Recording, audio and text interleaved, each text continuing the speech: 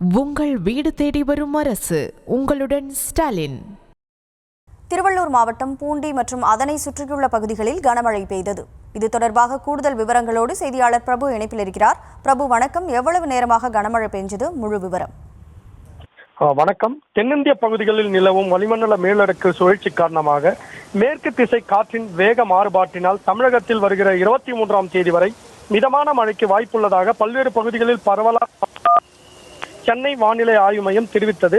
இதனையடுத்து திருவள்ளூர் மாவட்டத்தின் பல்வேறு பகுதிகளில் நேற்று இரவு சுமார் 3 மணி நேரத்திற்கு மேலாக கனமழை பெய்தது.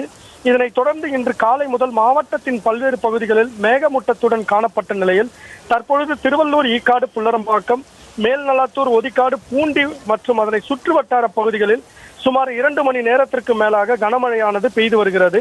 இதன் காரணமாக பள்ளியில் இருந்து வீட்டிற்கு செல்லும் மாணவர்கள் மற்றும் வாகன ஓட்டிகள் சிரமத்திற்கு ஆளான போதிலும் குளிர்ச்சியான சூழல் நிலவுவதால் பொதுமக்கள் மகிழ்ச்சி அடைந்துள்ளனர்.